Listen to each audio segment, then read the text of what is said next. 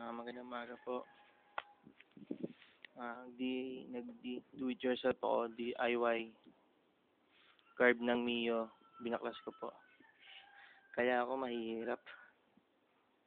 Naku, gasolina. Wait.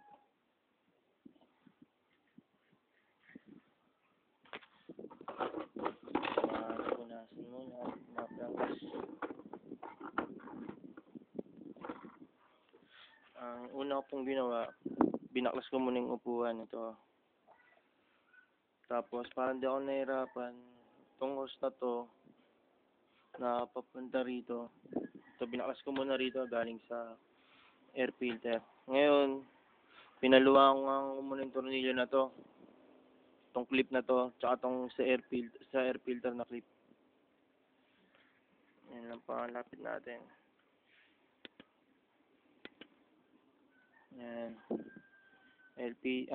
Filter sa manifold, clip sa manifold, tsaka clip sa may air filter. Tapos po, binaklas ko muna po to. Yung sa throttle, medyo, ito po, binaba ko muna tong ganito, tsaka ko yung clip dito. Dito po. Yung nakita nyo yung may lap na yan, tsaka ko po inilabas. At nang natanggal ko po, tinanggal ko po yung hose na to. Ayan po ha. Ayan po, kita nyo po ba? Ayan, yung hose na to. Sa gas po. Nung natanggal ko na po, hinata ko na po lahat. Sabay ko na po. Ba't nga po pala dito? Para saan po ba to? Ayan. Para saan kaya to? Okay, gasolina po. Natural lang ba na may gasolina rito?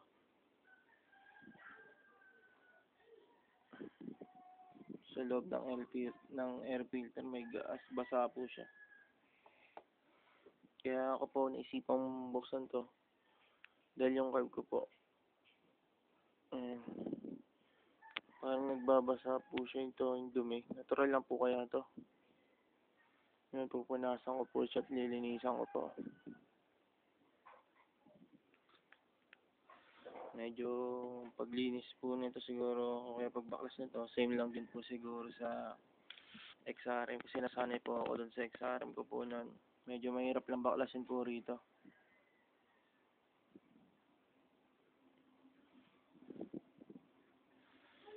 Ayan. Sinupuan ko. Dito tayo sa working table.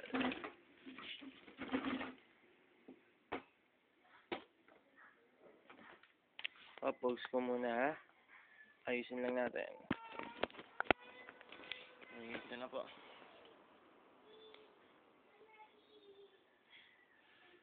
Oops. First time ko lang kasi. Ito po daw yung tinatawag na diaphragm. Pero siguro, pagka lilinis ito, hindi ko na kailangan buksan yun. Ayun yung dun na sinasabi ko po. Natural lang po kaya yan.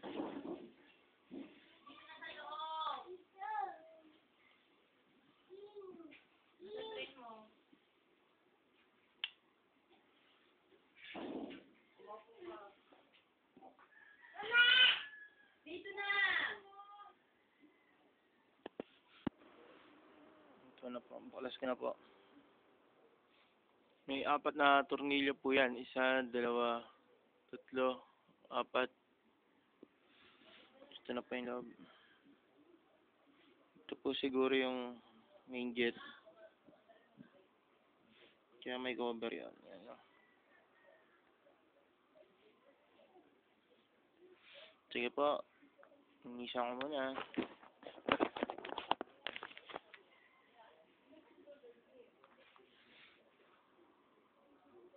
Kanina po, medyo may latak pa ng dumi po. Ano kaya purpose ng air filter ko? Nakakapasok pa rin ng dumi. Teka lang po ha. Okay ko na po. Wala akong air compressor kaya ginagawa ko na lang po.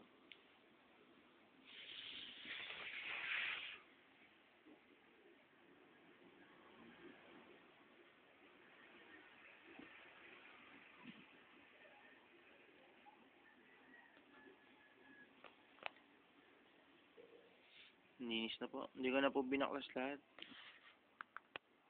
Dahil lang purpose ko na po ako ng binaklas dahil ho dito. Dahil nagdudumi po yung gilid. Yung seal po medyo dumi nga po. Linisan ko na lang po. Kaya po. Ito na po. Bali, assemble portion na po ulit ako.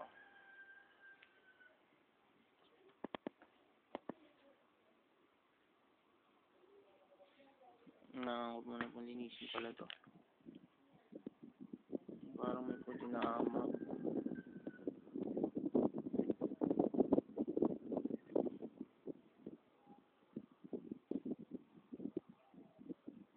Gasket yata ito eh. Ano po, kabit na natin. Paano ba ito ang pagkabit? Akoy. Nakalimutan ko na. Bahala na si Batman. Ayun, ganito po pala.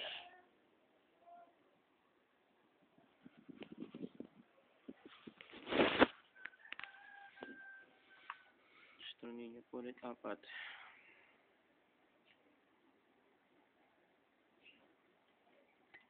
Oo.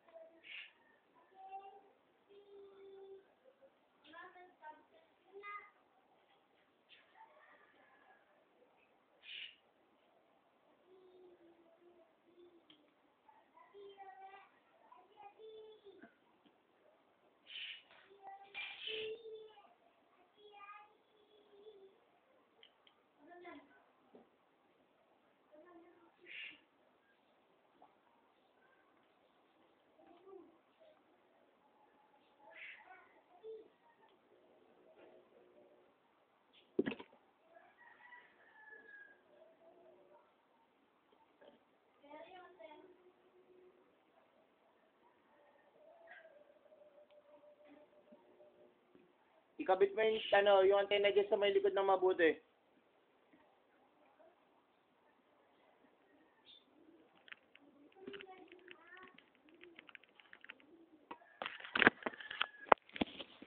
Okay na po. Babalik ko na siya.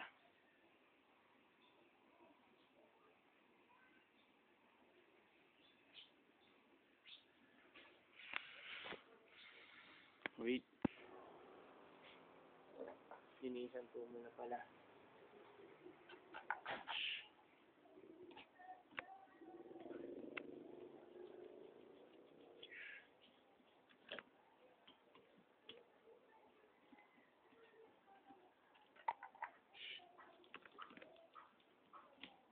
Gamit ko pong panlinis dito yung ano rin po.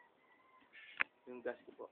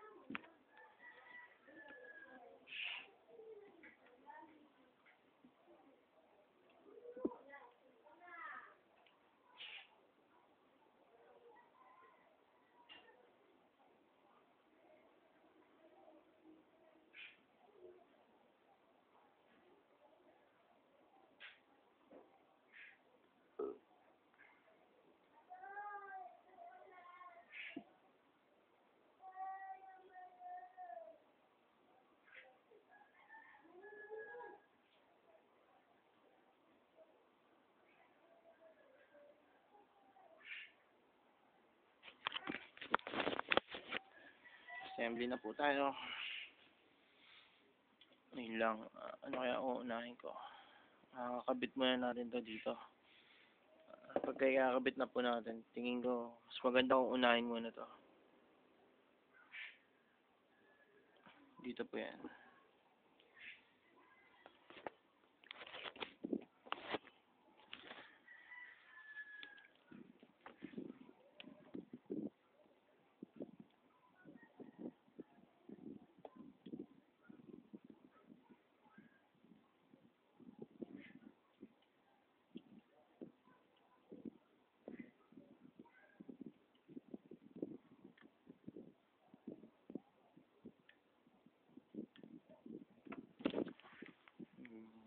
Tapos walang tagahawak ng camera eh.